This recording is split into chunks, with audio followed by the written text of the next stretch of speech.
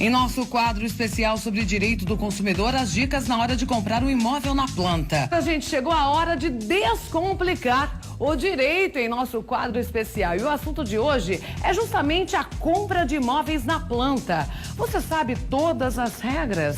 Não? Então precisa ficar de olho.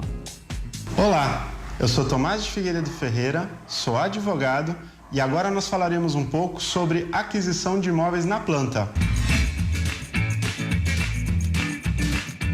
A aquisição de imóvel na planta é o maior sonho do brasileiro, seguido pela aquisição de veículos e aquisição de eletrodomésticos e viagem.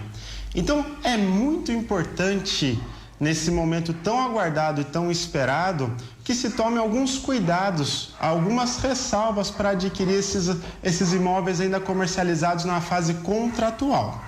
A primeira delas, qual que é? A partir do momento que você escolheu um imóvel, é preciso muito bem verificar o contrato, verificar o que está constando naquele contrato e aquilo que lhe foi prometido. Na hora de vender, a gente brinca às vezes que os corretores dizem que todos os apartamentos têm sol da manhã, todas as vagas são cobertas, mas nem sempre isso acontece na hora que você vai receber o seu imóvel. Então, todas essas promessas do ato da venda precisam constar do contrato, justamente para que depois, se alguma coisa que for entregue não foi aquilo que você combinou, aquilo que você adquiriu, é importante você ter isso em mãos para poder exigir os seus direitos.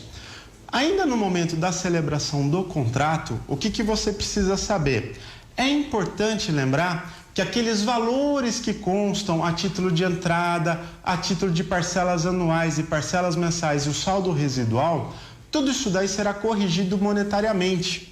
Geralmente, o índice que as construtoras utilizam é o chamado INCC, é o Índice Nacional da Construção Civil. Então, não adianta você avaliar se naquele momento você tem condições de pagar aquele valor ou não. É preciso que seja feito um levantamento, um estudo financeiro, se lá na frente, daqui 2, 3 anos, quando esse imóvel que você adquiriu for ser entregue, se você terá condições de realmente finalizar e realizar o financiamento do seu saldo devedor. Uma vez feito tudo isso, assinou o contrato, deixou ressalvado que aquela vaga de garagem que você adquiriu era coberta, deixou assegurado a localização do apartamento, resta realmente efetuar os pagamentos pontualmente à construtora e aguardar o quê? Justamente que ela entregue esse imóvel no prazo. Porque se você cumpriu sua obrigação, é dever dela o quê? Que aquele prazo que constou no contrato como entrega da obra seja respeitado. Algumas vezes, as construtoras costumam extrapolar esse prazo, exceder esse prazo. E aí surge o quê? Surge o direito do adquirente, desse comprador, de exigir alguns direitos na justiça. Lembrando que a aquisição de imóvel na planta é uma relação de consumo, ou seja, esse comprador, ele é um consumidor. E a construtora, a incorporadora, ela se coloca num fornecedor de produto e serviço. Então, todos aqueles benefícios do Código de Defesa do Consumidor são aplicados nessa compra. Se o imóvel atrasar, você pode pleitear uma coisa que se chama lucros cessantes. O que é isso, Tomás? Isso é, na verdade, uma indenização como se fosse uma espécie de aluguel pelo tempo que o seu apartamento ficou atrasado. Ou seja, é como se a construtora estivesse utilizando esse imóvel e você tira mensalmente essa remuneração, essa indenização para lhe compensar pelo atraso.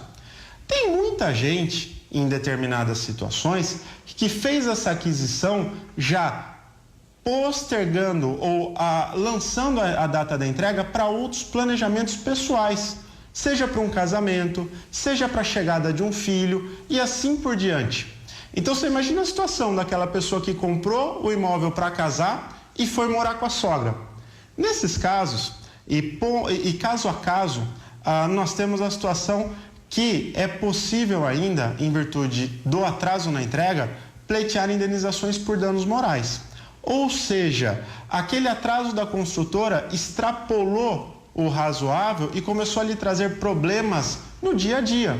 Em virtude desses atrasos, nós temos aí a possibilidade também de pleitear o quê? Pleitear a indenização pelos danos morais. A relação do Código de Defesa do Consumidor com essa construtora lhe permite sempre ajuizar o processo no domicílio do comprador, independentemente de onde esteja o imóvel. Esse é um dos benefícios de uma das facilidades que a lei permite em virtude dessa relação de consumo. Além disso, podemos falar também da inversão do ônus da prova, ou seja, o consumidor lesado, o comprador lesado, ele provando o fato e o prejuízo, o nexo de causalidade, ele não precisa ser comprovado. Esse é um dos benefícios chamados responsabilidade objetiva das construtoras. Eu espero que você tenha gostado dessa dica e qualquer outra que tiver, mande sua pergunta para o link abaixo. Nós estamos à disposição. Um abraço e até a próxima.